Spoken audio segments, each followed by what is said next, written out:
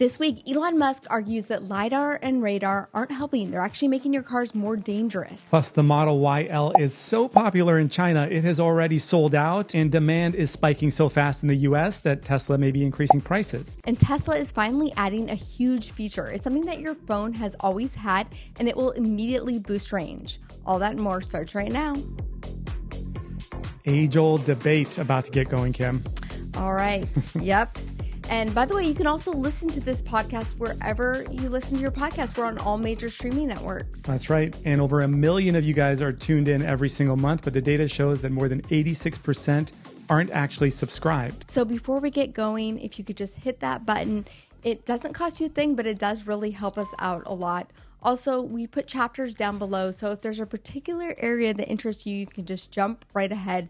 But I think we need to get into it because the race for autonomy is on. Yes, this is actually coming in from a very interesting discussion with Uber's CEO, who was directly asked recently in an interview about Waymo's approach of using LiDAR and radar versus Tesla's approach of using vision only. And he kind of discussed this, brought Tesla into it a little bit, and I think we need to play the clip. Waymo's tech or Tesla's? Cameras, LiDAR, radar? I personally believe that autonomous vehicles have to have superhuman levels of safety. I don't think it's good enough for them to be better than humans. They have to be multiple times better than humans, and Waymo's certainly proven that that's possible. So why not take that shot?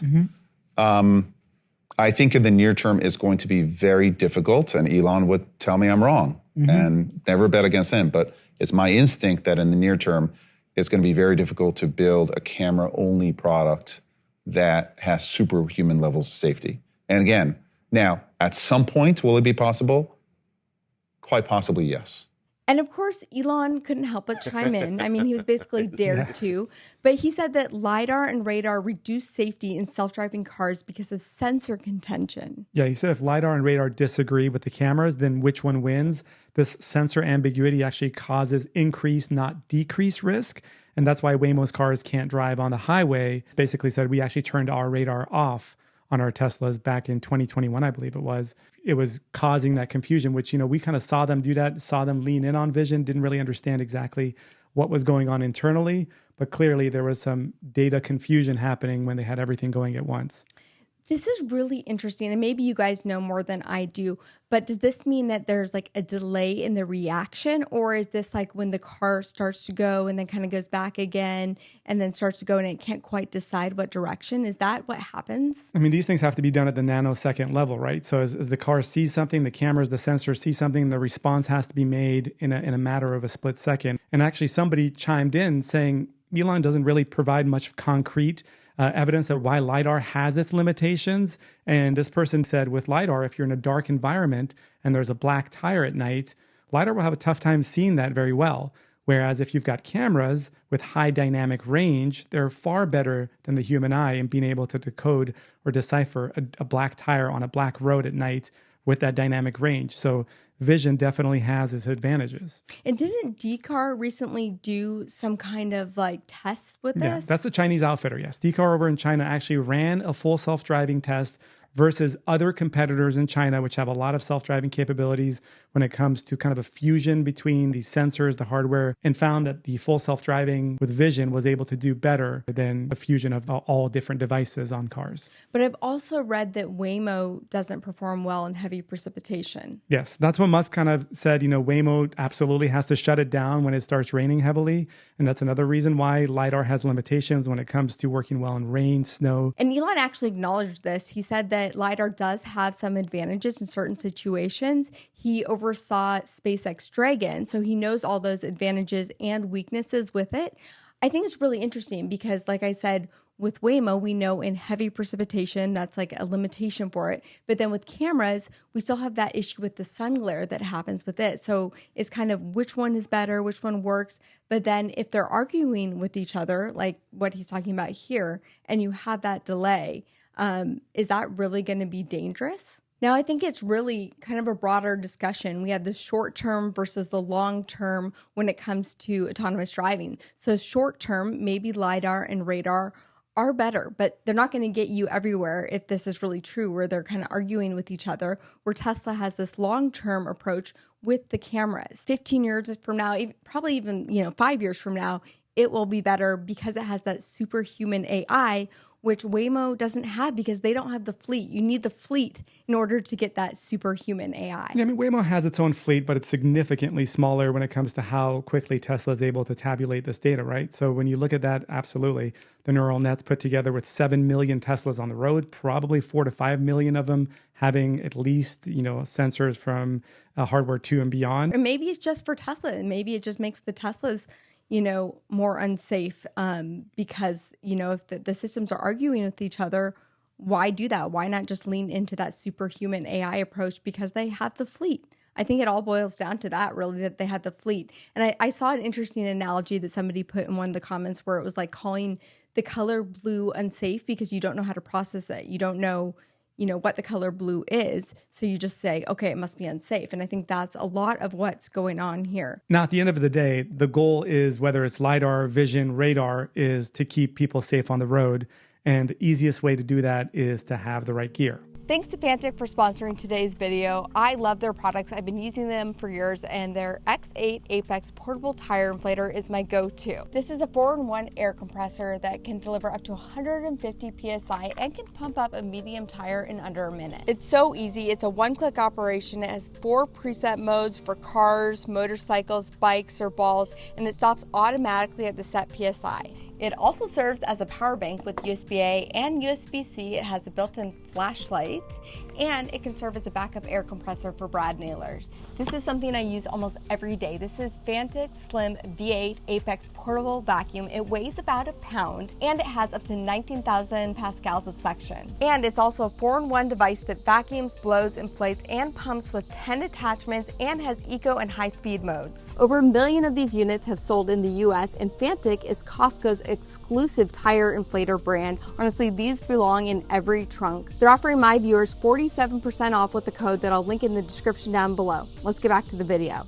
And kind of going back to the camera-only approach, obviously it's working for Tesla because they just expanded Robotaxi a third time. Since June 22nd, yeah. So they've expanded from what was previously 80 square miles to now 130 square miles, which, by the way, the geofence area in Austin now is some 94% larger than Waymo's, which, you remember, there was that whole measuring stick that was happening at first. I actually pulled it up on my phone to look at it, and I keep trying to figure out, is the shape supposed to be something? But I really don't think it is at this point. I think they're just we're just getting bigger.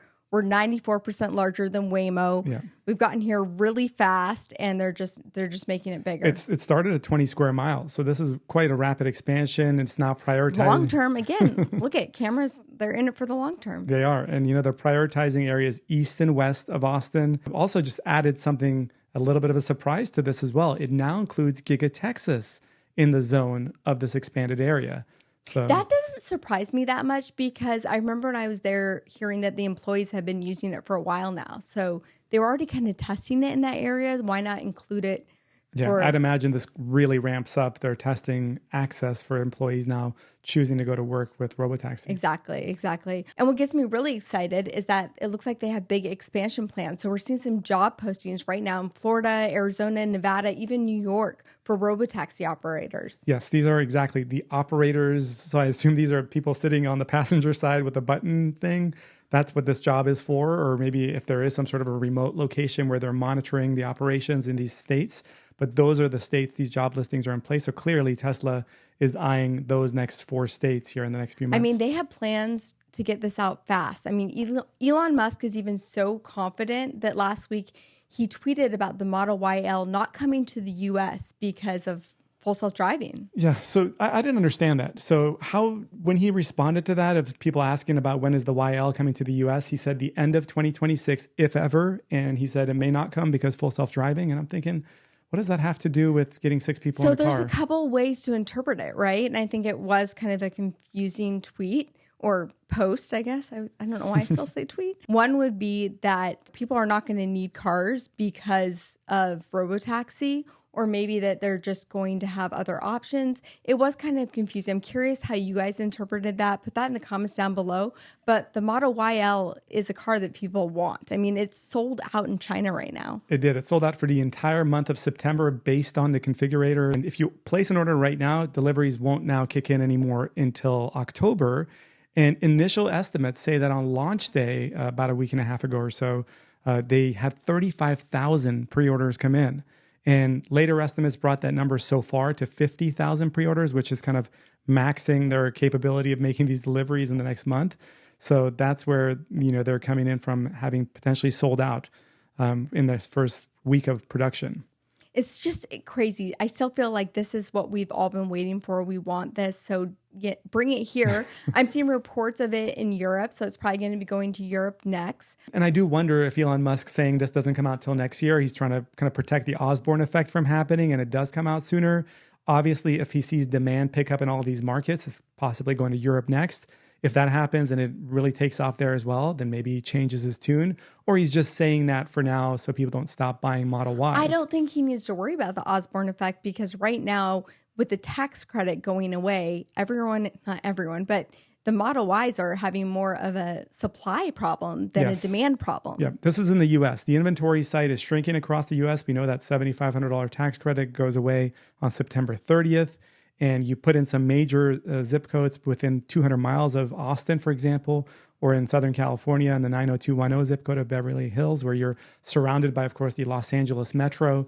And in those areas, you're down to just one or two Model Ys that are inventory Model Ys that are available. So sales are increasing really rapidly, and Tesla, even on their website, says limited inventory. And there's rumors that they might increase the price of the Model Y because of this whole supply and demand thing going on right now. I feel like that might be a temporary thing. And then as soon as the tax credit goes away, the price will kind of even out there. Yeah. We've seen Tesla do this like 7-8 times per year sometimes.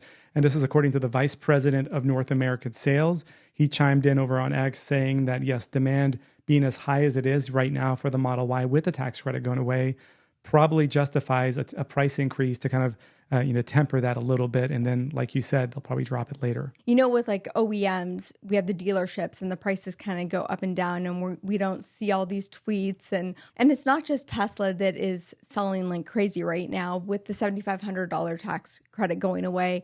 All the EVs are really getting this last minute push right now. Yeah, we've seen the last couple of months record sales for some of Ford's EVs. We saw record sales from GM, first time in their history, moving 17,000 EVs in the month of July, I believe it was.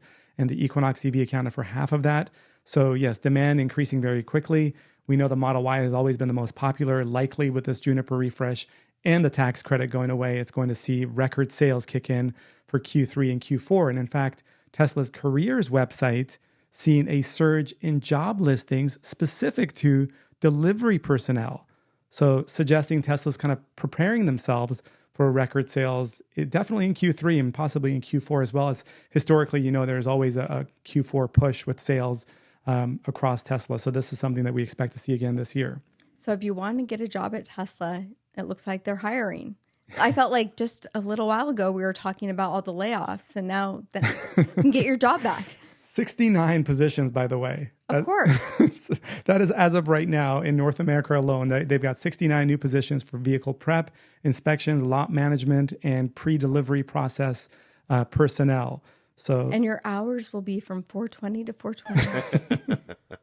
Just kidding. So Kim, of course, we know Q1 and Q2 of this year for Tesla had really poor delivery numbers year over year. We saw a decline. A lot of people attributed that to the anti-Tesla sentiment that was in place, which certainly part of it could have played a role. But there was also the Model Y changeover from Fremont, Giga Texas, to Shanghai, the Berlin factory as well, where they're all kind of prepping, tooling, and beginning to scale production on the new Model Y.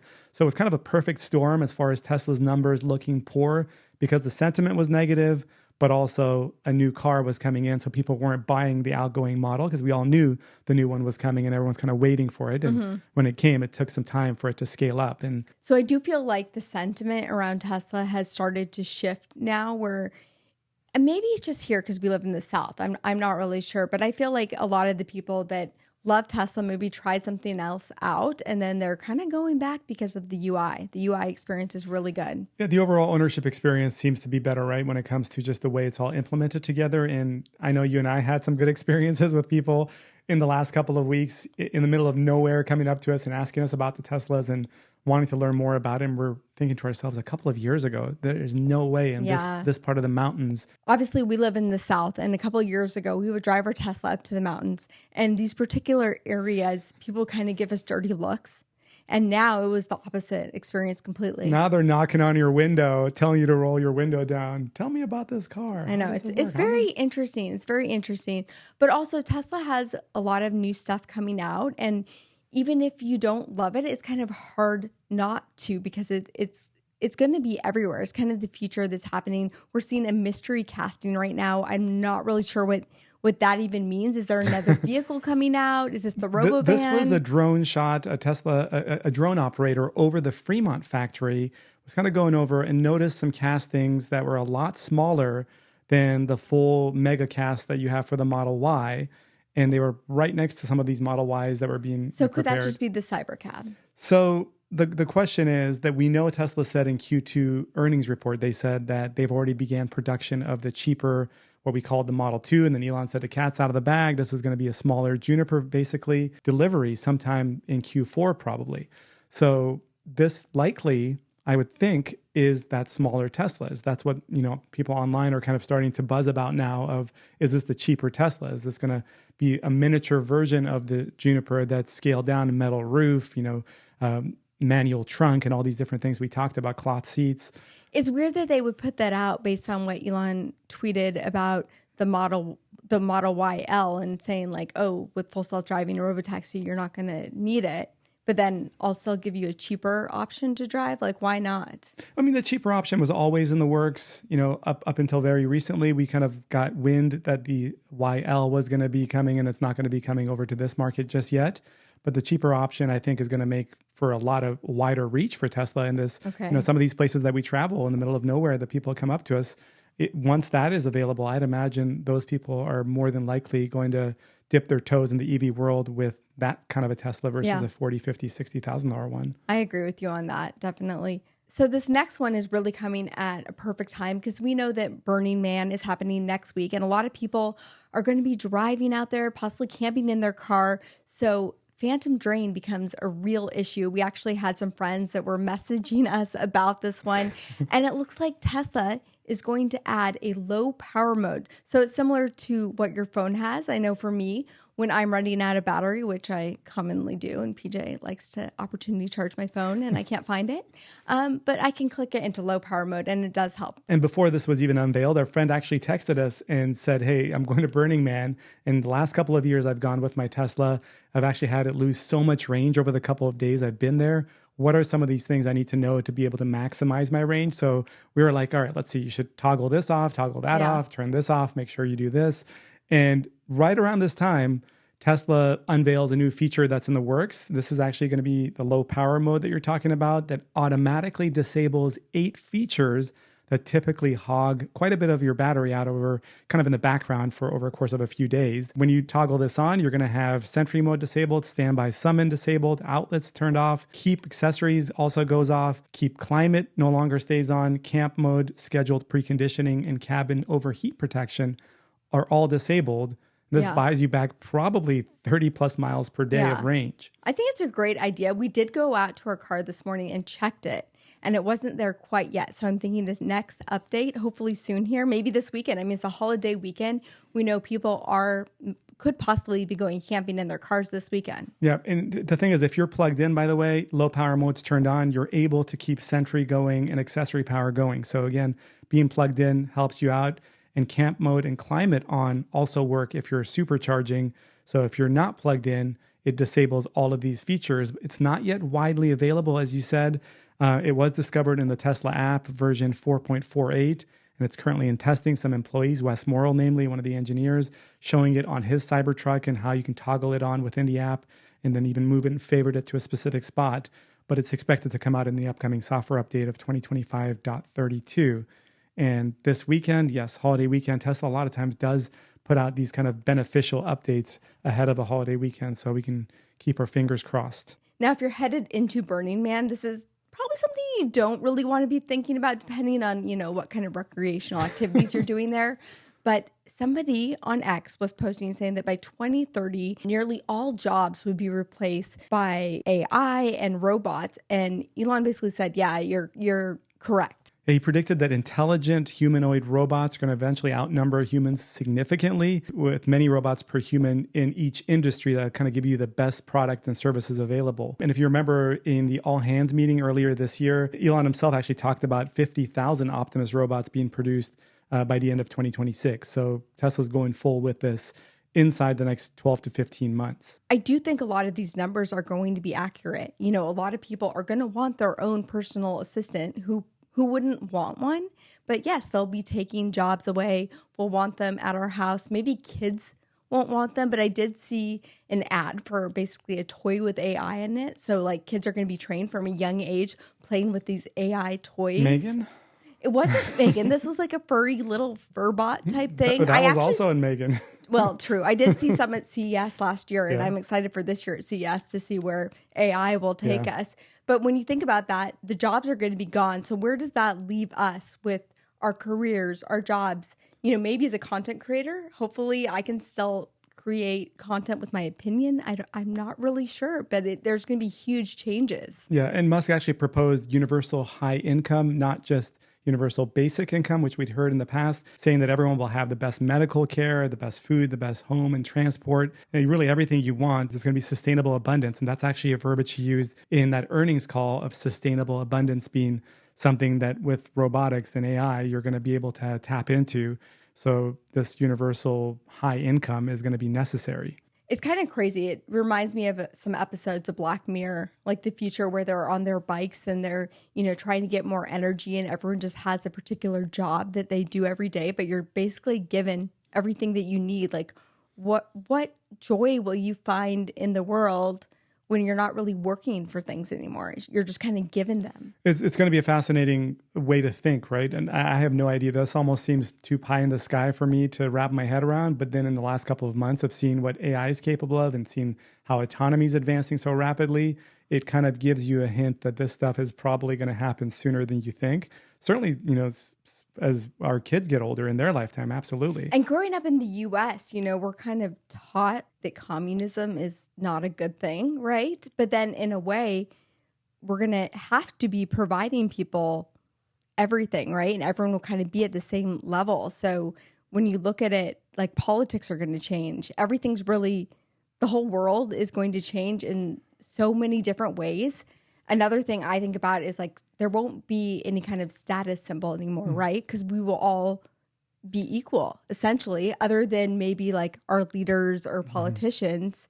Everyone's going to be kind of at the same level. So, it's really going to be finding out what's important for you, going down to like the core meanings of what makes us human in a way. It's very deep, right? It's philosophical. It's very deep. So I don't know what you guys think about all that. Like, how would that work? Part of me is like, I don't know if I want that. And maybe, honestly, there'll be communities that say, we don't want this and push away from it. And they go the complete, like almost like the Amish approach to this like next gen Well, people's self-worth has always historically been tied into what they do in their career. So yeah, that shifts dramatically when it comes to something like this, where you don't have that dictating. I mean, what will you talk about? A lot of times you meet somebody new and you're like, well, what do you do? And that's what you talk about. I mean, Musk makes it sound like we're going to be in a sustainable abundance time frame where you're able to just enjoy, everyone has everything nice, and you just are enjoying your life. You don't enjoy it. Like, that's the thing is I feel like everyone's going to be in a state of depression. Nothing to enjoy, nothing to fulfill you, nothing to work towards. Sometimes like having that goal and achieving that goal brings a lot of happiness. So I don't know. The goals, I guess, will have to be different. Hanging out with your family, your health. You can focus on all those things, but it's going to be a very, very different world. Like, I feel like people go to like camps to just disconnect and not have any of it, and maybe have like little projects that they work on. But let me know what you guys think about all this, because I don't know. And this kind of goes with the broader Tesla master plan, right? In fact, in that Q2 earnings call, he did talk about the master plan part 4 being something that he's actively working on. It's going to be unveiled sometime in the coming months or next year. And that'll really touch in on where Tesla plans to go when it comes to this whole future that they've been gradually hinting at. All right, Kim, so back to something a lot more earthly and comprehensible. Something we can talk about? Yes, Tesla is bringing back the turn signal stock for the Model 3s in China. Remember the refresh Highland Model 3s that initially came out didn't have turn stock. They had kind of the buttons on the steering wheel. People complained. Well, in China, you can now get a retrofit for $350 where they'll put a stock on. I guess they kind of replace the faceplate of your steering wheel where those buttons are no longer your turn signal. They're actually able to do this for all Model 3s produced after February 7th of this year, and they're going to extend to other models. They're saying you can do this yourself, but they'll do it at the service center for $350 equivalent. And they say if you do it yourself, they're not responsible for the damage because it's easy, but not as easy as you might think. I feel like that's a fair price, though, honestly, like for the headache of it all. But honestly, I like the buttons. I'm a fan of the buttons. You know, what's funny is I drive both your Model X, which has the button on the steering wheel, and my Juniper Model Y, which has the stock. And I'm constantly, because I drive it probably 50-50. Mental confusion. I'm constantly doing that whole LiDAR vision in my head where I'm pressing the turn signal, but I'm actually high beaming people in front of me when I go from the mornings driving the kids with your car to the afternoons driving my own car. And I'm constantly using the wrong. Oh, so you're saying that your processing power is getting distracted and making it more dangerous. Exactly. And going back to some positive news story, it looks like Cybertruck is finally expanded outside of North America. It's going to South Korea. Yeah, it's an interesting place, right? I didn't think it would end up in South Korea this early. And of course, we know the 4 markets that now it's entering. It's been in the US, Canada, Mexico, and now it's South Korea. And South Korea has a really broad reservation holder base. They also have quite a bit of investors. Just a strong market for Tesla. And they've set records there with Model Y sales in the last few months. So Tesla's kind of leaning in on that. And get this, the reservations for Cybertruck, starting price, $104,000 USD, about 145 million South Korean won.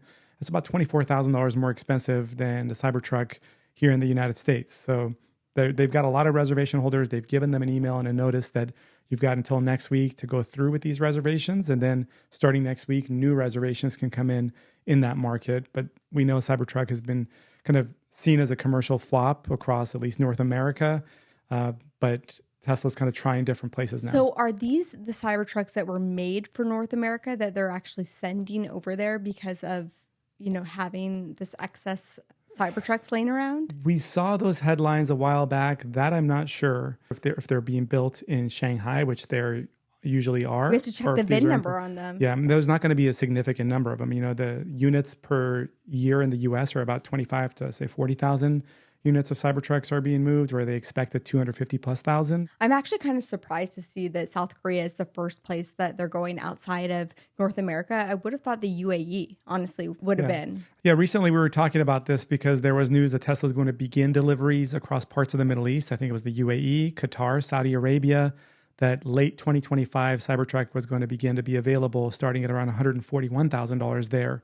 So availability, again, shifts to earlier now in South Korea before what will likely be the Middle East next. Now, Tesla is also launching a new loaner program. And when I first read this, I kind of misunderstood it because I basically thought when your car goes in for service, if you want a car, it would be $45, which is something they used to always give you loaner cars back in the day. Yeah, service program still has loaner cars when they're available. This is for collision repairs. So I guess historically, unless it was some sort of a same day drop off where you'd get your car back, they'd give you a loaner or give you Uber credits if it was an extended period.